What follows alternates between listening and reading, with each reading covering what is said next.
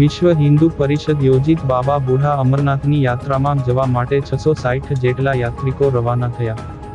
ભરૂચ વિશ્વ હિન્દુ પરિષદ દ્વારા બુઢા અમરનાથ યાત્રાનું આયોજન કરતું આવ્યું છે. વિશ્વ હિન્દુ પરિષદ ષષ્ઠી પૂર્તિ વર્ષની ઉજવણી કરી રહ્યું છે, જેના અંતર્ગત વિશ્વ હિન્દુ પરિષદ અને બજરંગદળ દ્વારા યોજિત બુઢા અમરનાથ યાત્રા જવા 660 જેટલા યાત્રિકો આજરોજ ભરૂચ રેલવે સ્ટેશનથી ટ્રેનમાં રવાના થયા હતા. જમ્મુ કાશ્મીરના છેવાડાના વિસ્તારના પૂંછ જિલ્લામાં મંડી તાલુકામાં રાજપરા ગામે આવેલ બાબા બુઢા અમરનાથનું મંદિર આવેલું છે. એવું કહેવાય છે કે આ મંદિરની સ્થાપના રાવણના દાદા ઋષિ પુલસ્ત મુનિએ કરેલ હતી.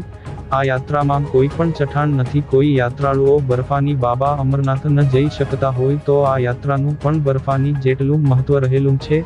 આ મંદિરની દેખરેખ ભારતીય સેનાના જવાનો કરે છે. આ વિસ્તારના હિન્દુઓનો ઉત્સાહ વધે, ભારતીય સેનાનો મનોબળ વધે તે માટે વિશ્વ હિન્દુ પરિષદ દ્વારા 2005ની આ યાત્રાનું આયોજન કરતું આવ્યું છે. સમગ્ર ભારતભરમાંથી વિશ્વ હિન્દુ પરિષદના માધ્યમથી હિન્દુઓ બાબાના દર્શને જાય છે.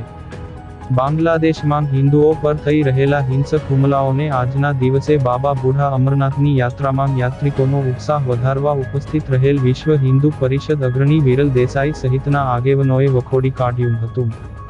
બમ બોલે, હર હર મહાદેવના નાદ સાથે ભરૂચ જિલ્લામાંથી 660 જેટલા યાત્રિકો ભરૂચ સ્ટેશનથી બપોરે 3 વાગ્યા કલાકે ટ્રેનમાં બુઢા અમરનાથ જવા રવાના થયા હતા.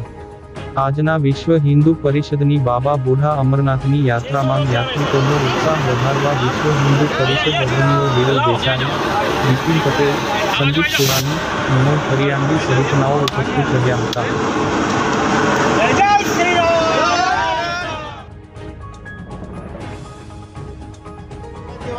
વિશ્વ હિન્દુ પરિષદ અને બજરંગ દળ તરફથી 2005ના વર્ષથી આહવાન કરીને બુઢા અમરનાથની યાત્રા કાઢવામાં આવે છે.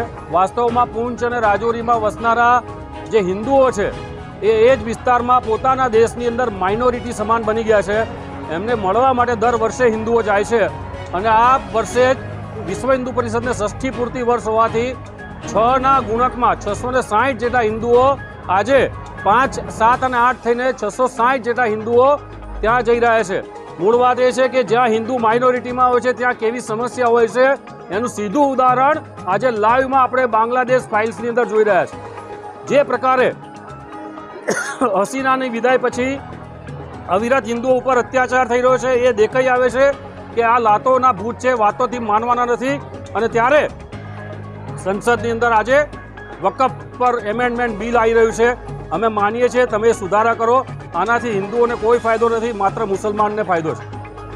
હિન્દુઓને ફાયદો ત્યારે છે કે જ્યારે 15 ઓગસ્ટ માટે રાખેલી તમારી જે ટેન્કો છે ને એને રમકડાની જેમ રાખવાને બદલે બાંગ્લાદેશ તરફ મોકલવામાં આવે અને એની આર્મીને રેડ બતાવવામાં આવે કે અમારી આંખો લાલ થઈ છે. જે રીતે અભિનંદનને 9 વાગે ફ્લાઇટ આવવાની છે ઇન્ડિયાની, એના કારણે અભિનંદનને છોડવામાં આવ્યો હતો. એ જ પ્રકારે ભારતની જેટલી પણ તોપો છે ને એના નાર્ચા બાંગ્લાદેશ તરફ તાકો, સીધા હિન્દુઓને છોડી દેવામાં આવશે. વંદે માતરમ, ભારતની